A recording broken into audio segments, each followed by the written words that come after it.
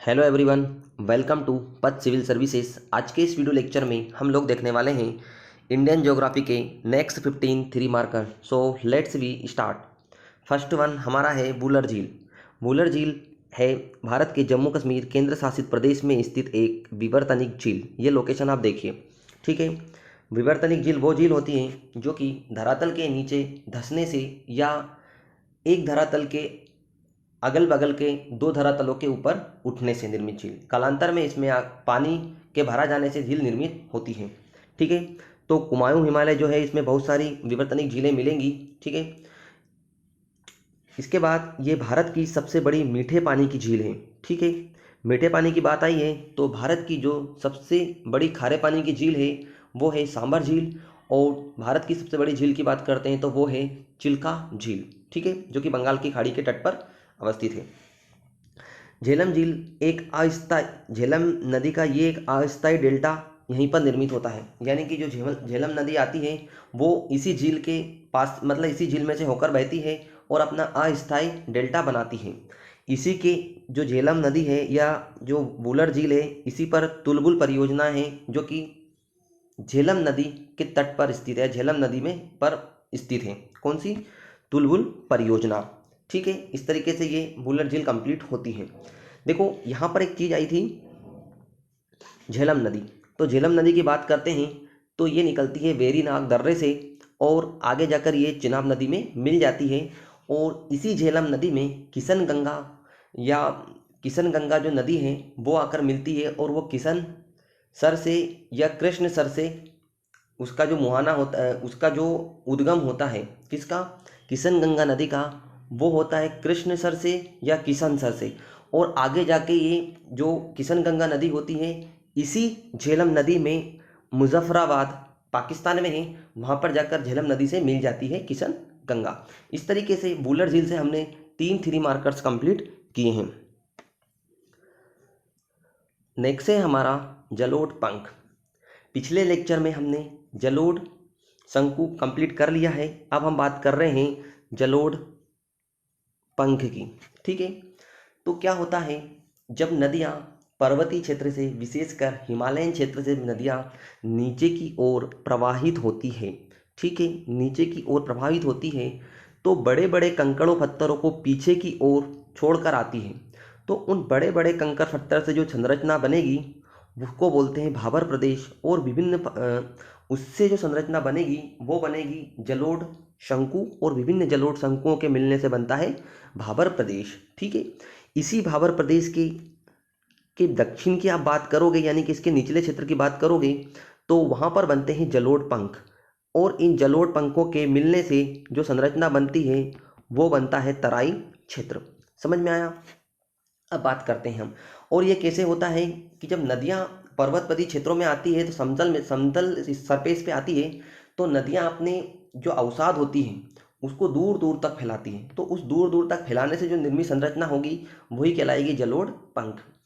विभिन्न जलोढ़ शंकु जब मिल जाएंगे तो बनता है तराई प्रदेश, ठीक है।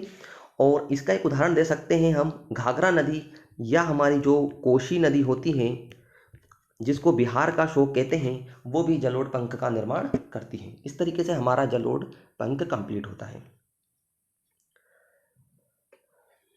नेक्स्ट है हमारा बेक बे। बेक बे यानी कि बेक की खाड़ी। बेक की खाड़ी है मुंबई के दक्षिण पश्चिम में। ये रहा यहाँ पर चित्र में आप देखिए बेक बे, और ये रहा हमारा मुंबई, यानी कि बेक बे के उत्तर पूर्व में है मुंबई सिटी। क्लियर हुआ? और ये अरब सागर का ही एक भाग है। यानी कि जो बे है, बे और गल्फ में मैं डिफरेंस पिछले लेक्चर में बता चुका हूँ। यदि आपको जानना है तो आप पिछले लेक्चर में जाकर देख लीजिए, ठीक है। तो ये अरब सागर में स्थित है और इसी के तट पर मुंबई सिटी जो है स्थित है। और वर्तमान में इससे क्या किया जा रहा है ना कि मुंबई शहर जो है उसकी पॉपुलेशन बढ़ती जा रही है, उसकी रिक्वायरमेंट बढ़ती जा रही है, तो इससे कुछ स्पेस अचीव किया जा रहा है। इससे कुछ भूमि है, कुछ लैंड है, उसको क्या किया जा रहा है, उससे अचीव किया जा रहा है, ठीक है। तो इस तरीके से ये 3 मार्कर अभी करंट में थोड़ा बना हुआ था, इसलिए मैंने यहाँ पर इसको मेंशन किया है। इस तरीके से हमारा बेक बे कंप्लीट होता है। नेक्स्ट है हमारा मोनेड नोक। मोनेड नोक एक कठोर सेलों के अवशिष्ट भाग होते हैं। देखो, मॉडर्न नोक को समझने से पहले आप समझ लीजिए कि पेनी प्लेन क्या होते हैं, संप्राय मैदान क्या होते हैं। संप्राय मैदान नदियों के द्वारा अपर्दित मैदान होते हैं। क्लियर हुआ? यानी कि अपर्दन क्रिया द्वारा जो मैदान निर्मित होंगे वो पेनी प्लेन या संप्राय मैदान होंगे।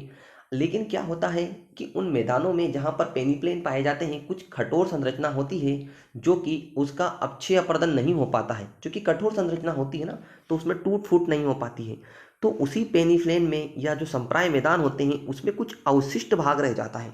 तो जो अवशिष्ट भाग होता है ना, उसी को बोलते हैं मोनेट नॉक। क्या बोलते हैं? मोनेट नॉक।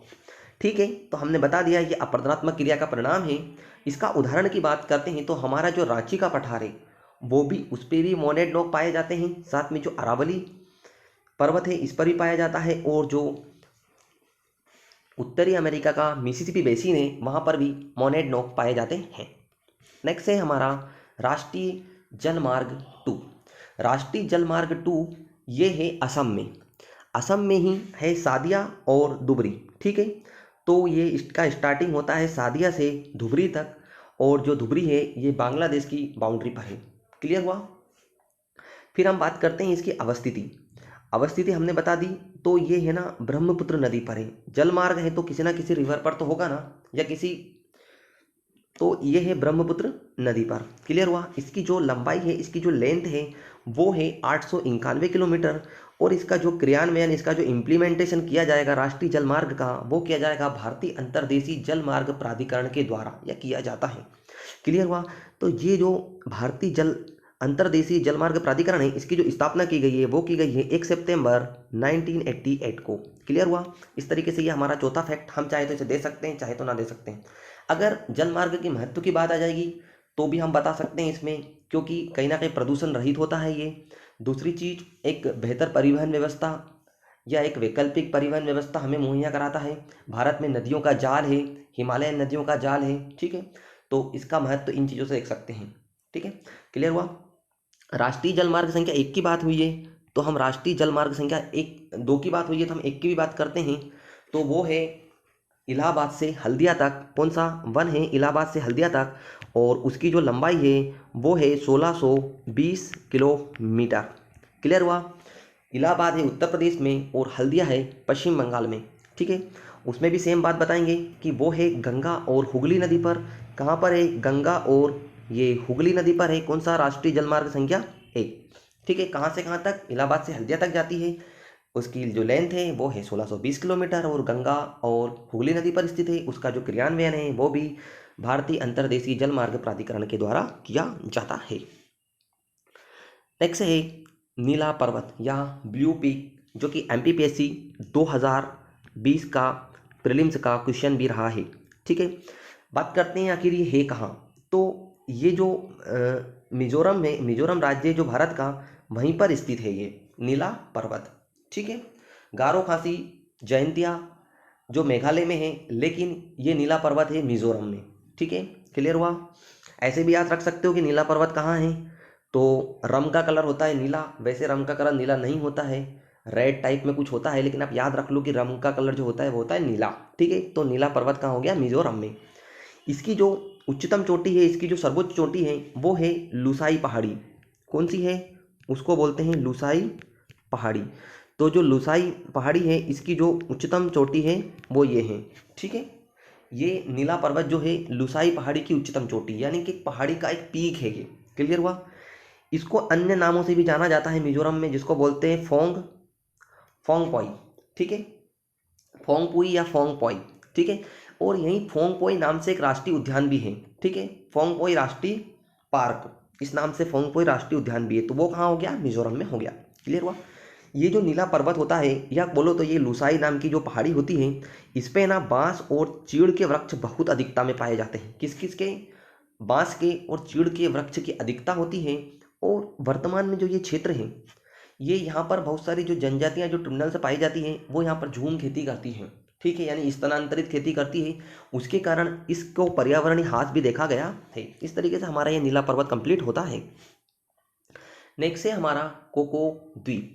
ठीक है, कोको द्वीप को जानने से पहले हम भारत की थोड़ी सी लोकेशन को जान लेते हैं कि भारत ये रहा हमारा जैसे कि भारत की लोकेशन को देखते हैं हम, ठीक है। तो ये रहा जैसे कि हमारा इंडिया, ठीक है।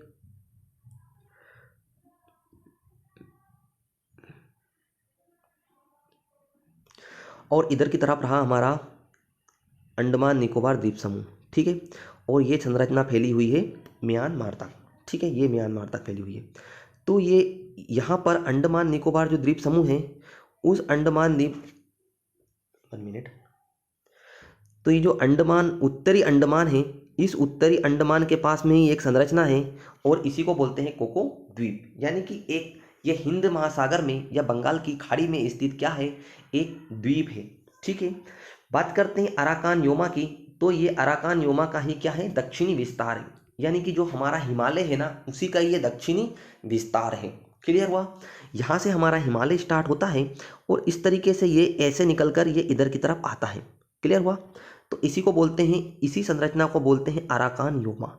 तो ये अराकान योमा का क्या है भैया, दक्षिणी विस्तार है।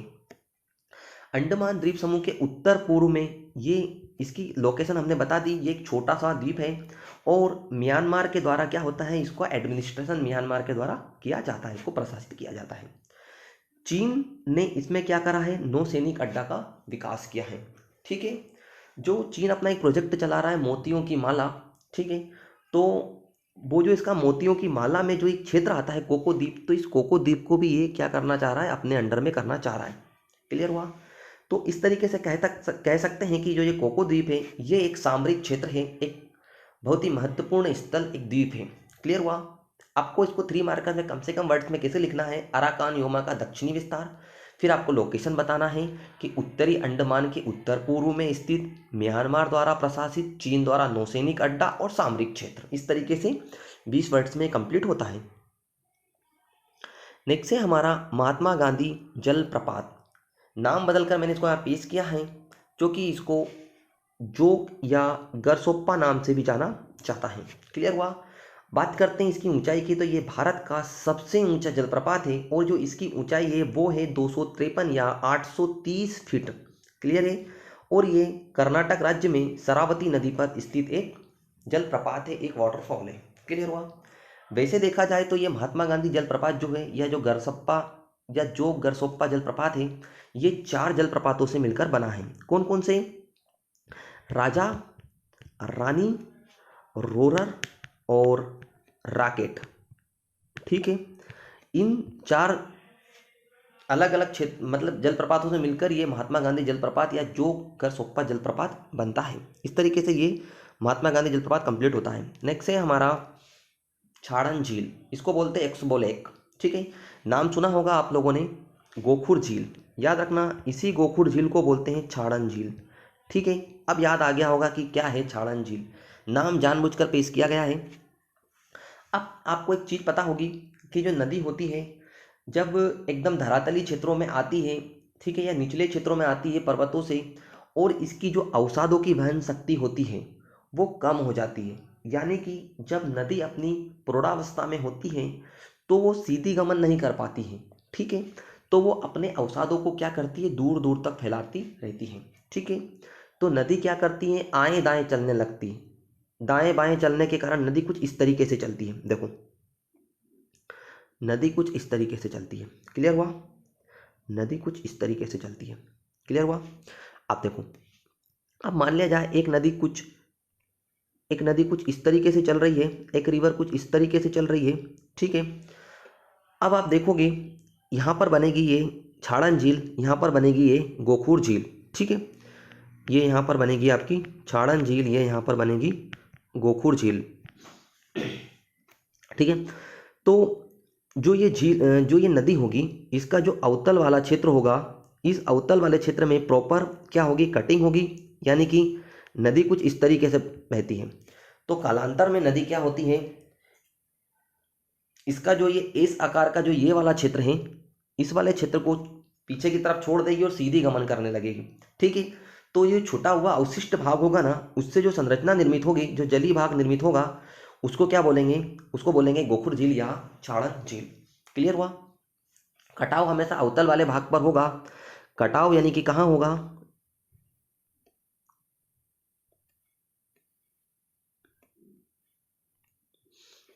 देखो, तो जो कटाव होगा ना हमेशा किस भाग पर होगा, हमेशा इस अवतल वाले भाग पर होगा।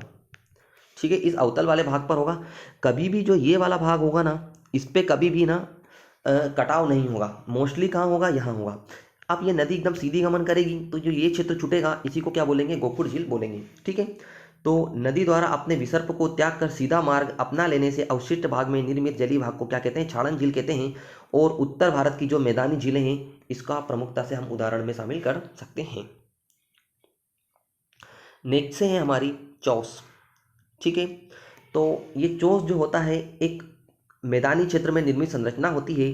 क्या करती है, नदियाँ अपरदनात्मक क्रिया द्वारा निर्मित भूमि को पंजाब में क्या कहते हैं, पर्वतपदी मैदान में चोस कहते हैं।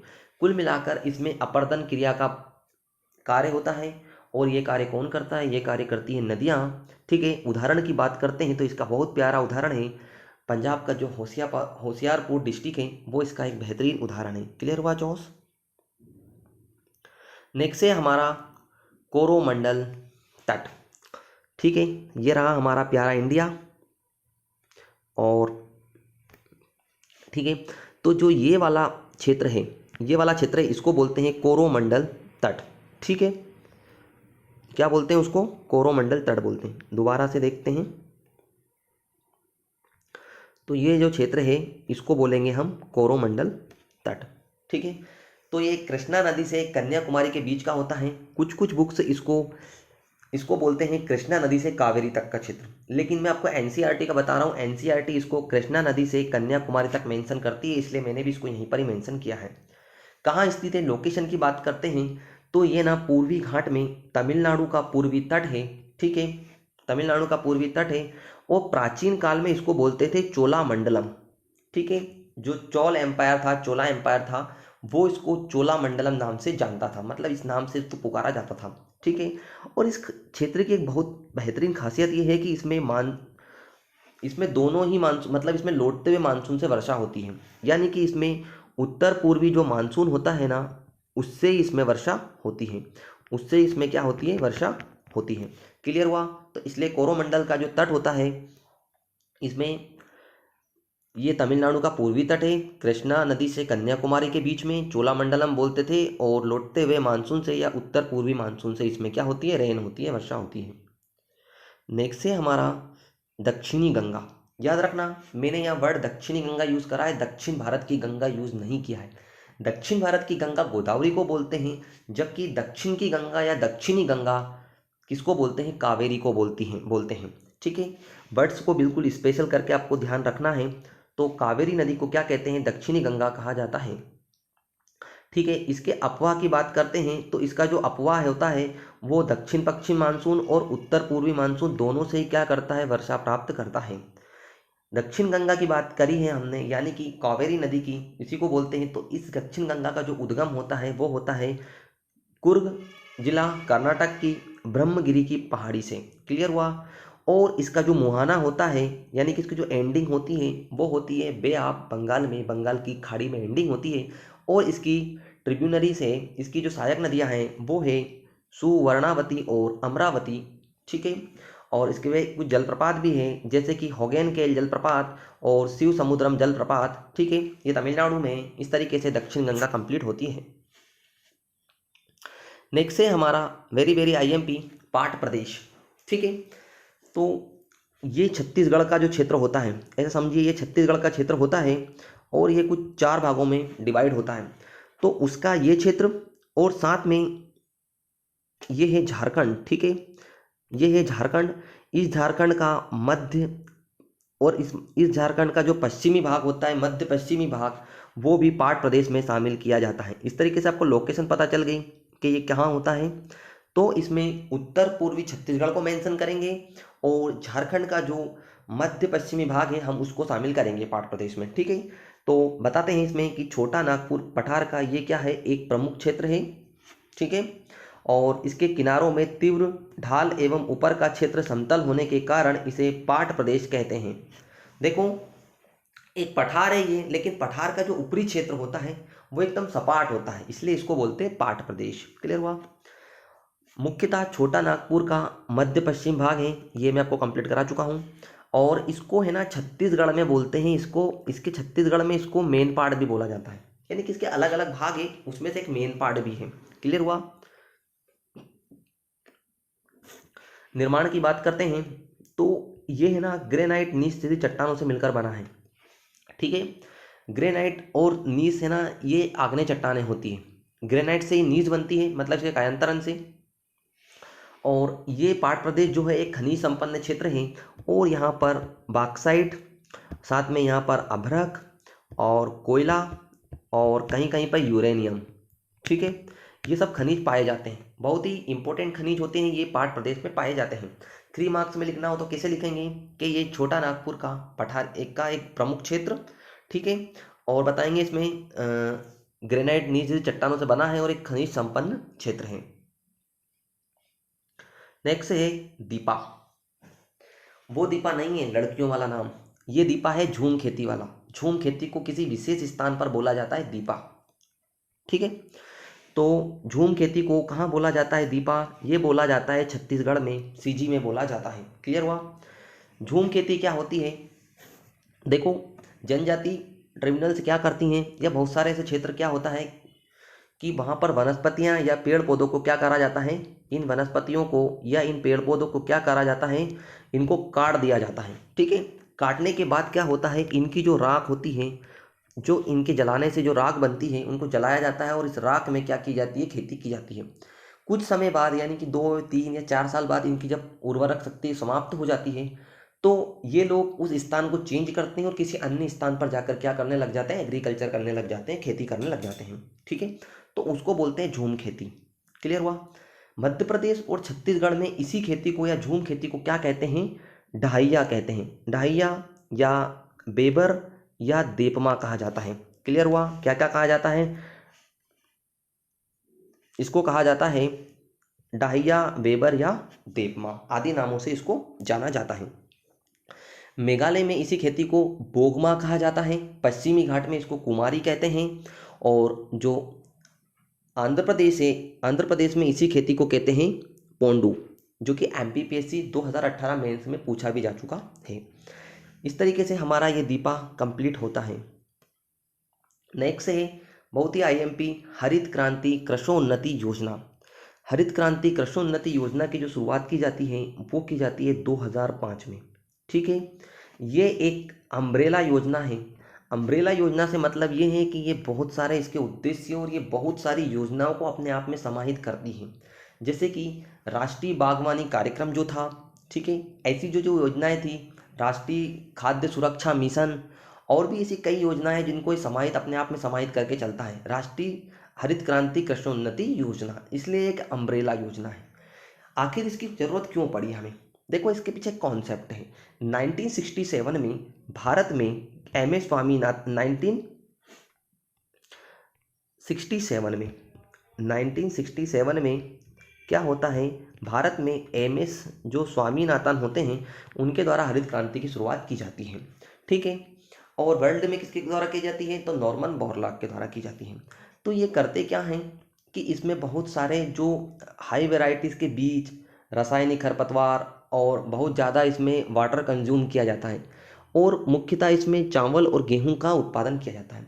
तो उन क्षेत्रों में क्या हुआ, बहुत ज़्यादा पानी का प्रयोग से, रासायनिक कीटनाशक वगैरह के प्रयोग से बहुत ज़्यादा मिट्टी की उर्वरता शक्ति कम होने लगी। दूसरी चीज़ जो हरित क्रांति फर्स्ट थी 1967 की, उसमें बड़े किसानों को ही फायदा हुआ। छोटे किसान तो इससे बाहर हो गए ना, उन लोगों ने इन सारी चीज़ों का बेहतर फायदा उठाया। दूसरा, इससे ना क्षेत्रीय असंतुलन भी स्थापित हुआ, जैसे कि पंजाब हरियाणा की बात कर लो, राजस्थान की बात कर लो, मध्य प्रदेश में मालवा की बात कर लो, तो इन क्षेत्रों में तो बेहतर विकास हुआ। कर्नाटक में भी ठीक ठाक हुआ, लेकिन कुछ ऐसे क्षेत्र थे जहाँ पर इसका प्रॉपर विकास नहीं हो पाया, यानी कि इससे क्षेत्रीय असमानता भी फैली। ऐसी और भी कई समस्या थी, रोजगार की समस्या थी, इसमें यंत्रीकरण पर बहुत जोर दिया गया था, तो उससे कारण क्या हुआ था, ग्रामीण क्षेत्रों में ना बेरोजगारी बहुत ज़्यादा बढ़ने लगी थी। तो सरकार ने 2005 में इस ओर ध्यान दिया और हरित क्रांति की शुरुआत करते हैं, जिसको नाम देते हैं हरित क्रांति कृषोन्नति योजना। इसको एक छाता योजना की तरह, जैसे कि छाता विधान होता है पर्यावरण के क्षेत्र में, पर्यावरण अधिनियम 1988, उसी तरीके से ये भी एक अम्ब्रेला योजना है। तो इस अम्ब्रेला योजना को यहाँ पर स्टार्ट किया जाता है और हरित क्रांति के दुष्प्रभावों का यहाँ पर निदान करने की कोशिश की जाती है। और ये है ना एक पारिस्थितिकी अनुकूल कृषि को बढ़ावा देती है। ठीक है, यानी कि जैविक कृषि को बढ़ावा देती है, रासायनिक खरपतवारों को कम से कम यूज़ करने पर बल देती है। इस तरीके से इस हरित क्रांति कृषोन्नति योजना का बहुत ज़्यादा महत्व है और यही कारण है कि भारत सरकार ने इसको 2020 तक लागू कर दिया था आगे बढ़ा के। ठीक है, यानी कि जो मोदी सरकार आई थी ने इसको 2020 तक इंक्रीज कर दिया था और वर्तमान में भी इसको जारी रखा गया है, अब इसको एंड नहीं किया गया है। इस तरीके से हरित क्रांति कृषोन्नति योजना बहुत ही महत्वपूर्ण है। ठीक है, ये एक टुडेस थॉट है। अगर ख्वाहिश दुनिया से कुछ अलग करने की है तो दिल दिमाग के बीच बगावत लाजमी है। आपका दिल क्या कहता है, आपका दिमाग क्या कहता है, दिमाग से सोचो। दिल, रिश्ते, पार्टी ये सब छोड़िए, सिर्फ अपना काम कीजिए, अपनी मेहनत कीजिए, आपको सफलता जरूर मिलेगी। इसी के साथ हमारा ये आज का वीडियो लेक्चर यहीं एंड होता है। जय हिंद, जय भारत। मिलते हैं किसी अन्य टॉपिक के साथ, तब तक के लिए बाय बाय।